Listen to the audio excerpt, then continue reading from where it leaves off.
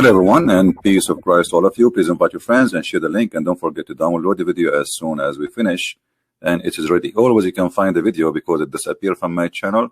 Search for the same exact title after a few hours and you will find it.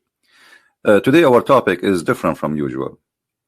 You know, the Muslims, they have tons of articles, and there's millions of websites designating those websites to speak about why Allah is God. And the funny, those websites, I mean, they try to present their God for us, but in Arabic.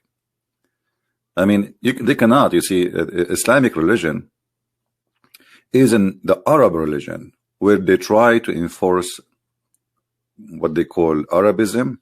I'm not sure if this is the correct word, where they try to enforce the Arab culture in everybody else. So you convert to Islam, you have to use an Arab name. You have to eat like the Arab. You have to say, you have to greet like the Arab. You have to do everything like the Arab. So Islam is a religion made by the Arab for the sake of the Arab and making the Arab superior. And even when you pray to the God, it's called the God of Islam, you have to pray in Arabic. Now here in front of us in this website, the Muslims, they are trying to present to us their God. And always, for sure, they flood us with like speeches. Like Allah is amazing, Allah blah, blah, blah. Absolute truth is one God. Okay. You know, first of all, about this one God thing, you see, for me as a Christian, we believe in one God. We don't believe in 3 or 4. Trinity is one God. But it doesn't matter really. I mean, what if God is, what if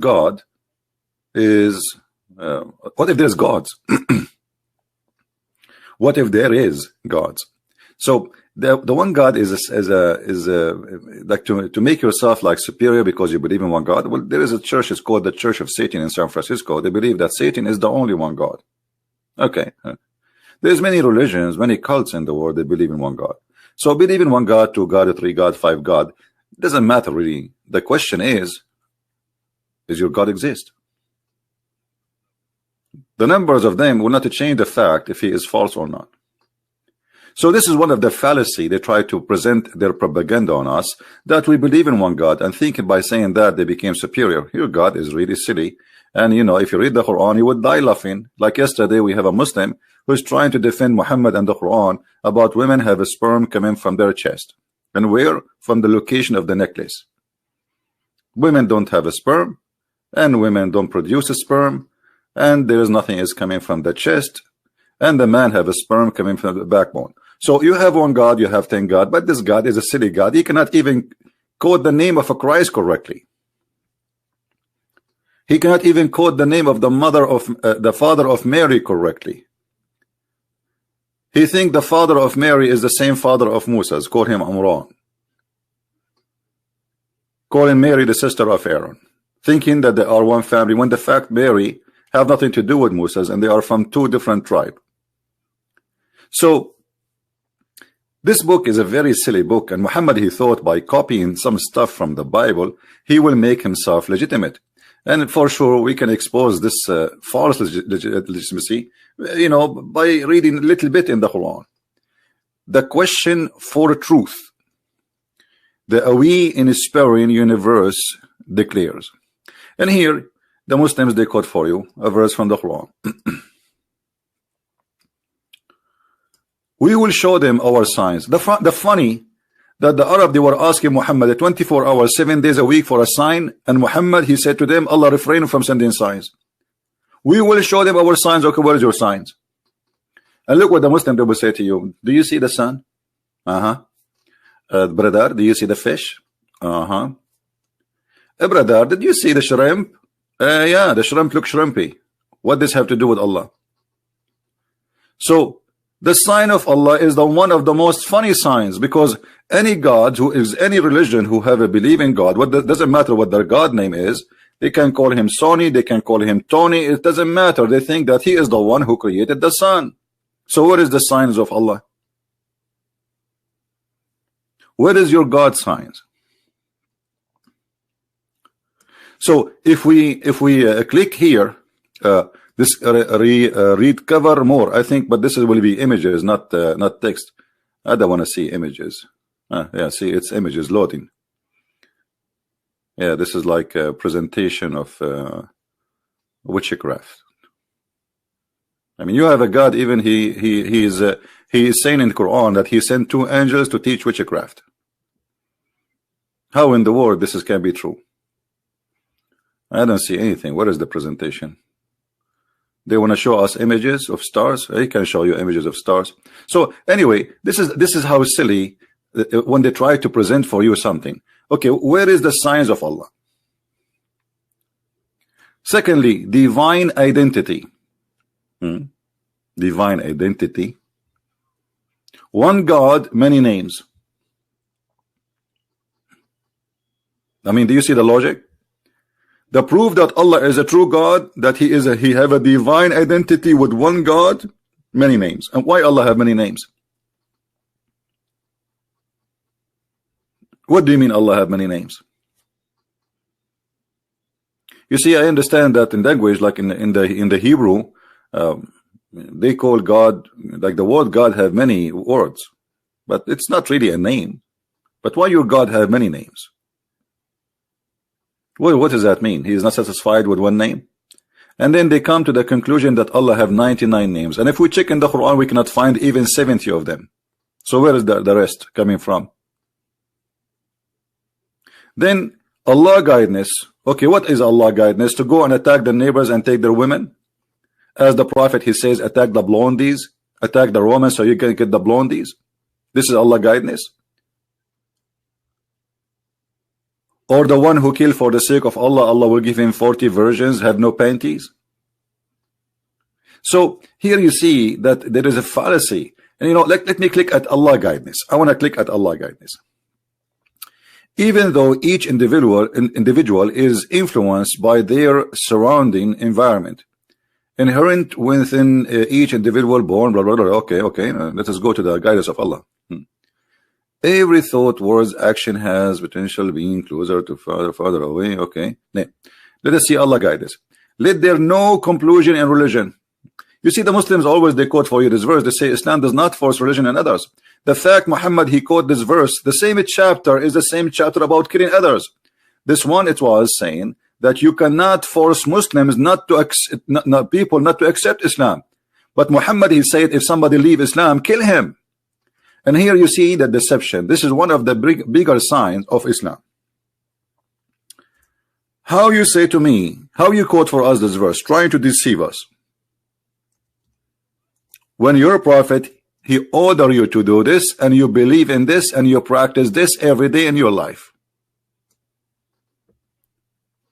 Which one of is the correct one?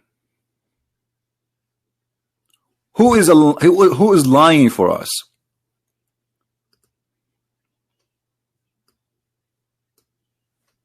Somebody is lying, because this verse obviously doesn't mean that. This verse, it was about a bunch of Jews. Muhammad, he was saying to them, don't force your children not to accept Islam. You cannot do that. The truth came. That's it. The guidance of Allah came. This is what it's all about. You cannot force anyone not to accept Islam, but you cannot leave Islam. And the proof in front of you. Actually, we can show even the proof from the Quran.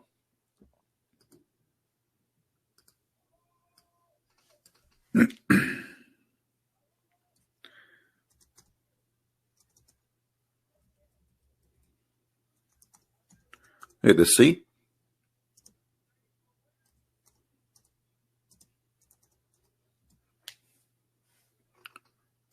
Chapter 8, verse number 39. What it says. Read carefully. Fight the kuffar. Fight who? Fight them. Okay, until what? Until there's no more fitna. You know, it's the Muslim that they add the word oppression. It doesn't say that. More fitna, I mean, no more problems. Nobody dispute Allah. And if they convert to Islam, don't kill them. Do you see it? Fight them until there is no, and the only religion will be is Islam. You see, even the translation here, it says, and there prevail justice and faith in Allah. So the only one can stay as a religion is Islam. So how the other verse saying there is no, we cannot force people into religion, and here it says fight them until they convert to Islam. And not only that, in the same verse after it says, and any things you take from the booty, you divide for the Muslims, and Muhammad will take the fifth of it. So how Islam is a good religion, and you are asking people to attack people, to take their money and their wealth and even their women, and then you divide the slaves between you, and then you rape them. So when the Muslims, they speak about Islam, I said to myself today, you know what, let us change a little bit. There is other religion, it's called the Buddha. There's millions and millions of people, they believe in this religion. If you look at the teaching of Buddha, you will find, sadly, you know, to say, that the shoe of Buddha is better than all the morality of Islam, all together.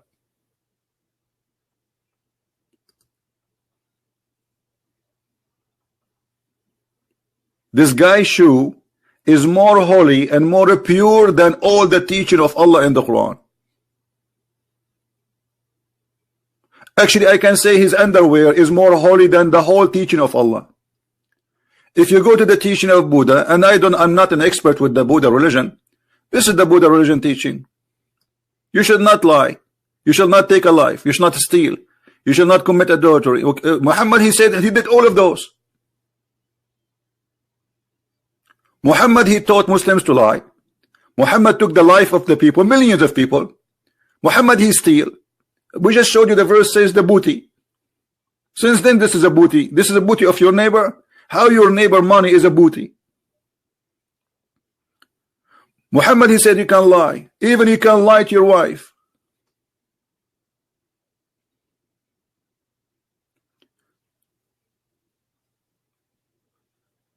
And then Muhammad, he forbid alcohol only when he was unable to drink. He used to drink 3-4 days a week. Actually, the Muslims used to go to pray and they are totally drunk. And Muhammad never complained. And then the Arab, they start laughing at Muhammad and his followers. Look at them, they are drunk and they are falling apart when they are praying. I wish I have a camera at that day. So Muhammad, he said this. He did not say don't drink. Why Allah did not say don't drink? The Muslims, they say Islam came in stages. What stages, man? Either drinking is good, forbidden, you can forbid it right away. Are you trying to fool people, say it's okay, drink now and later I will force you because now I don't have an army? Are you saying that Muhammad was deceiving people? In the beginning he said to them you can drink, but later he changed his mind. He says you know you can drink now, but later now I can beat you and I will force you not to drink. So Islam is a religion of violence and forcing, not convincing. This is the stages mean. So look, oh, you believe, approach not to prayer when you are drunk. Read the interpretation and you will see that Muhammad and his followers, they were falling apart when they drink, when they pray. Bismillah Rahmanir Rahim. Alhamdulillah Rabbil Alameen. Rahmanir Rahim. Hey brother, are you okay? Hey brother, I'm very okay. Actually, I can see Allah in person now. They arrested a woman going to Saudi Arabia to do Hajj, but she was very old and she had a bottle of whiskey with her. So they said to her, the police in Saudi Arabia, don't you know that alcohol is forbidden, especially you are coming to Mecca? Shame on you. You are 90 years old and you are bringing whiskey, black label? She said, my son, I cannot walk around the Kaaba. If I drink this black label, the Kaaba will go around me. Which makes sense. Unconvincing. You bring a woman from the end of the world just to spend her money, so Muhammad will make a business to enrich the people of the Arab of Mecca. And here we go, this 19 years old woman now, she have a duty to come, but she cannot walk around the Kaaba.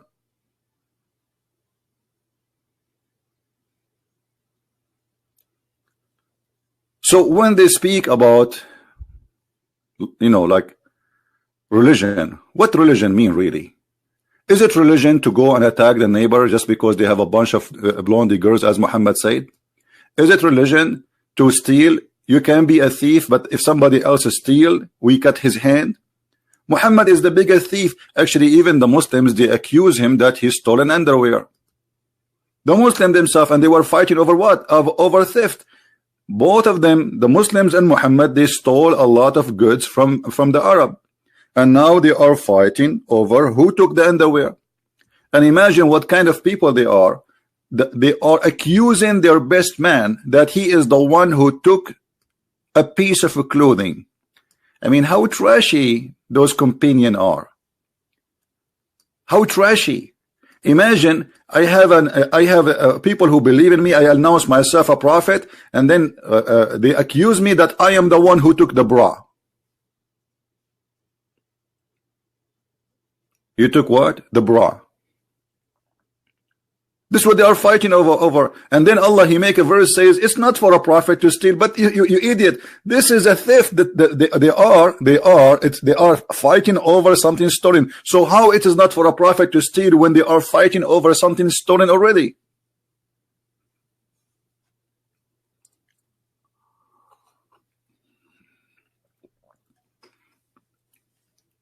Buddha, he was still a human being. Which Buddha is more real than? Because Allah is not exist. There is nothing called Allah. The funny thing about the Muslims, anything you see around you, they make it for Allah. Like Jesus, he make the blind see. Allah, He made him like see. Brother, it was the will of Allah to make this, make a blind see. Brother, we ask him about the people going to the space. It was the will of Allah to make them go to the space. Like what the heck? Brother, we have a smartphone. Brother, it was the will of Allah to make a smartphone. Brother, I was in the bathroom. Why you stop talking? I did something there. Say it, say it. Hello? I just came from the bathroom. It was the will of no. So anything happen, anything you do, they say it's the will of Allah, but there's any proof of what the will of Allah?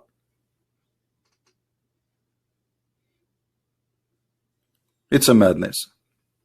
So if you go, for those who don't believe in Christianity, but just to compare, if you are a Muslim listening, I don't believe in Buddha.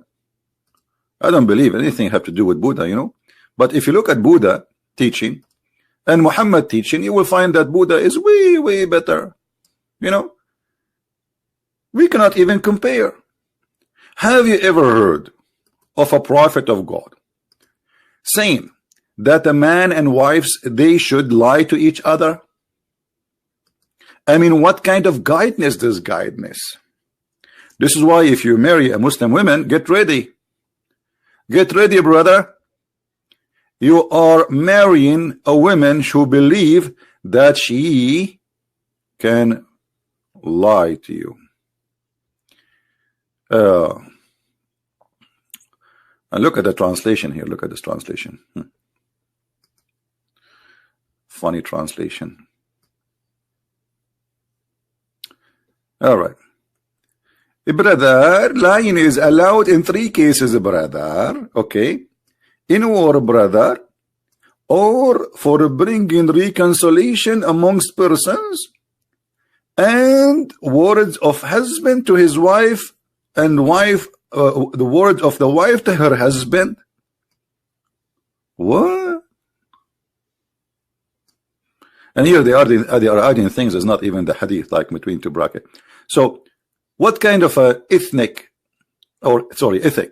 will teach that a man, he should lie to his wife, and a wife, she should lie to her husband, and we can fix problems between friends or between people by lying to each of them?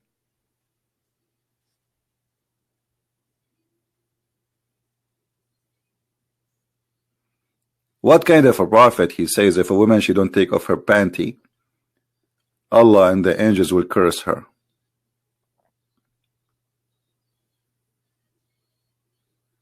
This is all the ethic of Muhammad. What is that?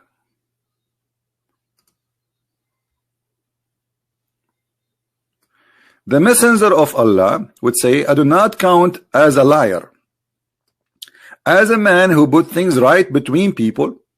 How you can put things between people right? How you call it right? And it is about lying. This is the ethic of Islam. We can fix problems by lying. So, okay, you know, if you have a president and your president, there's no jobs, your president can go on TV and says, "Ibladar and sister, we have a lot of money and we are giving to you next year. And every citizen, brother, is going to have in his house big screen TV and microwave. And I promise you, brother, that you will have a Ferrari." This is what you are saying. The people, they are going to go strike. People, they will fight. People. So now we lie to them, and this is halal. This is the ethic of Islam. Saying the word which intend only putting things right. How you can put things right by lying? And then a man who says something in war. By the way, Muslims, when they talk to Christians or Jews or Hindus or Buddhists or atheists, they are in war with you. So don't think war is like a war like by guns. No. According to Islam, and we can show tons of reference, anyone who don't accept Islam is in war with Islam. There is two lands in the world. There is land of war and land of peace. Land of peace, in according to Islam, is the land controlled by Muslims and the land which Sharia law is a practice. And there's a land of war where nobody there accept Islam, or a few. As simple as that. You can go on YouTube and search land of war and land of peace. You will see many Muslim sheikh speaking about it. And there is one more land, actually. It's called the land of fitna. And land of fitna, it says a place where Muslims are allowed to practice their religion, but they are not allowed to practice Sharia law, or you know, like it's let us say practicing part of Islam, like just to pray in a mosque. They have a mosque, but they cannot cut hands, and they cannot stone women, and they cannot kidnap Christian women, you know. So this is Islam. I am not expert with the Buddha belief, but do the Buddha teach that a man, he can lie to his wife? I don't think so. If somebody knows something like this, let me know. Do Buddha believe that we can attack the neighbor and take his wife like Muhammad did?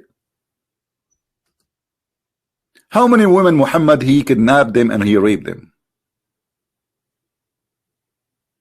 Even the Qur'an says in chapter 4 verse number 24 that it's forbidden for you married women except those who you capture.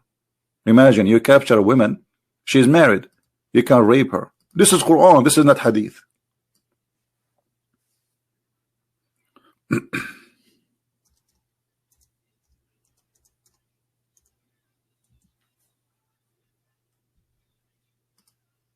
Here we go. It's forbidden it for you, married women, except who? Except your right hand process. How you get those? By war capturing. If you don't believe me, you can open any Islamic interpretation or read. Ibn Kathir, Al-Qurtubi, Al-Jalalain, you name it. It's officially allowed to rape a woman. In the Bible, they speak about those who they are captured in war. You can marry them, you cannot rape them. And not only that, you cannot marry this woman after you capture her right away, if you want to marry her. And the reason, you know, we are talking about thousands of years ago, the Jews themselves, they've been captured, the whole nation. The whole nation were captured. Women, children, men, even they took their animals with them. They moved the whole country of Israel all the way to Iraq, all the way to Egypt. The whole country is moved like goats. To the Jews, they survive. They are, let us say, they are living in the time of survival. We are talking about thousands of years ago. And we are talking about Muhammad. He's attacking his neighbors just for one reason: to take the women and to take the money.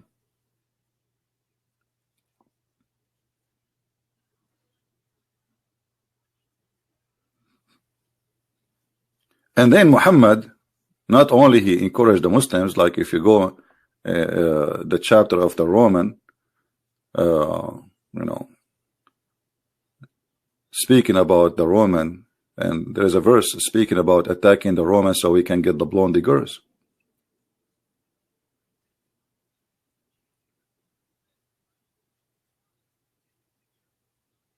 What kind of a man he is?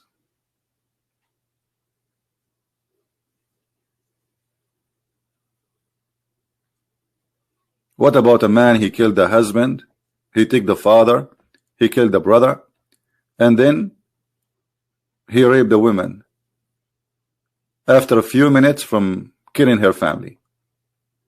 And he made her walk in the top, actually his companion, he made her walk in the top of their bodies. Right after Muhammad, he made a tent and he pushed her inside and he raped her. Imagine after an hour or few minutes from somebody doing this to your family, and then he rape you.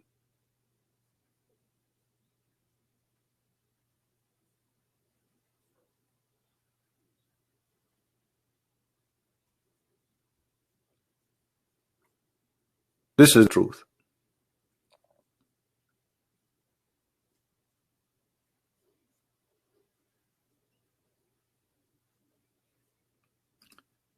Let me try to find this hadith if we can find it. Maybe we can find it. I can find it for sure, but I want to find it in English. Otherwise, finding things is not really a problem. Here we go. We came to Khaybar. We bestowed the conquest of fortress, etc. And then Muhammad, after he captured them, he killed all the men.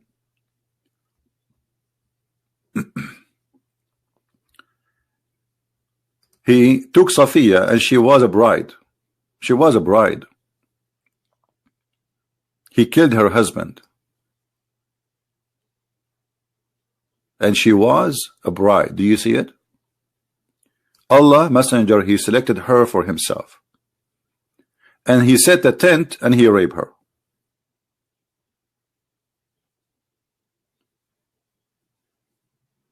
And the Muslim, they call it that this is marriage. This is marriage. Who in the world want to marry the man who did kill her husband, her father, and her brother?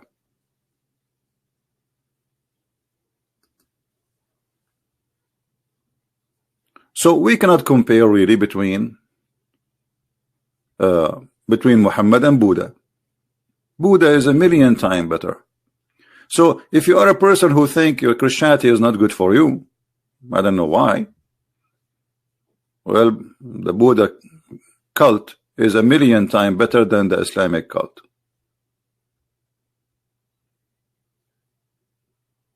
Look, he just killed her family, and he made a tent and he raped her right away. And one of his men, he guarded the tent because he was afraid that this woman, she might kill him.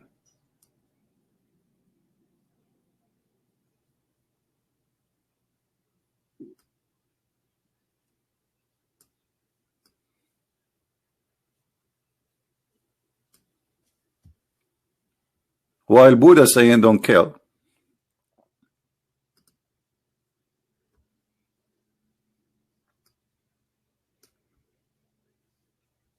Don't kill. Don't steal. Don't lie. Don't misuse sex. Muhammad, he did all of those. Which one of those Muhammad he did not practice and he did not encourage his men to do? Any Muslim can tell me? So for sure Buddha is way better.